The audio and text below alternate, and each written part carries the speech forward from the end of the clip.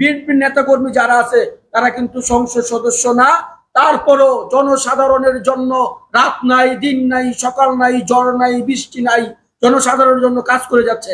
আলামিন ভাইকে যে আমরা জনসাধারণ মানুষ ভোট দিয়ে তাকে সংসদে পাঠালাম, এখানে তো দেখা গেছে আমাদের এই সমস্যার কথা আমরা তো গিয়ে সংসদে বলতে পারবো না। পারবো?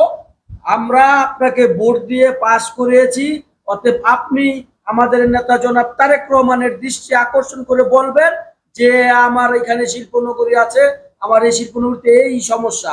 আপনি কিসের ড্রেনের কাজ করেন, আপনি কিসের স্কুল মাদ্রাসার কাজ করেন, আপনি কিসের টোল ফ্লাইওভারের কাজ করেন? আপনার তো আগে আমি মনে করি যে যেখানে মানুষ যাতায়াত করে, এখানে মাদ্রাসার ছাত্র যাতায়াত করে, এখানে স্কুলের ছাত্র যাতায়াত করে, এখানে মসজিদের ইমাম সাহেব যাতায়াত করে, এখানে মসজিদের মুসল্লিরা যাতায়াত করে, এখানে সাধারণ মানুষ যাতায়াত করে। অতএব এই রাস্তার কাজটা আগে করা আপনার দরকার ছিল, আপনি কিন্তু তা এখনো করেন নাই।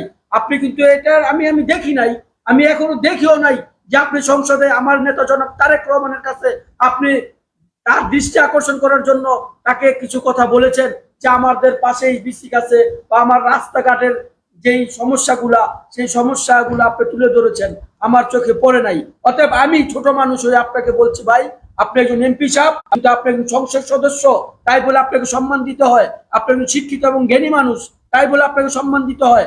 আপনি আলামিন সাহেব ভাই, আপনার দৃষ্টি আকর্ষণ করে বলছি, আপনি অবশ্যই অবশ্যই জনাব তারেক রহমানের কাছে এটা তুলে ধরেন।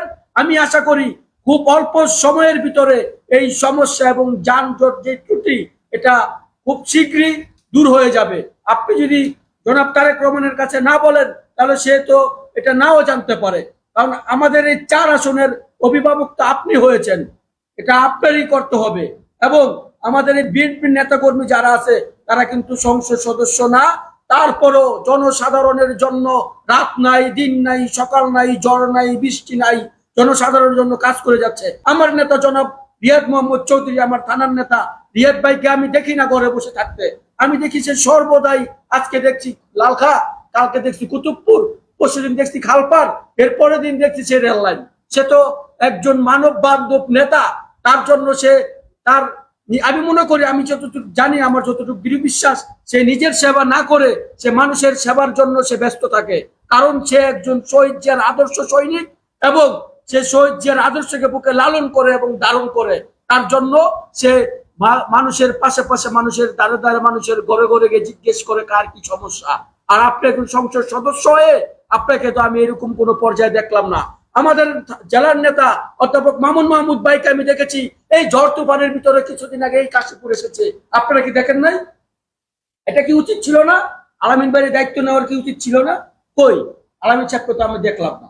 অতএব আমরা যারাই আছি দেশের জন্য, জাতির জন্য, এলাকাবাসীর জন্য কাজ করেন, এবং আপনি নিজে যদি কাজ করেন এবং আপনি যদি মানুষের সেবা করেন তাহলে আল্লাহ পাক আপনাকেও ভালো রাখবে দুনিয়াতে এবং আখেরাতে, এটা মনে রাখবেন।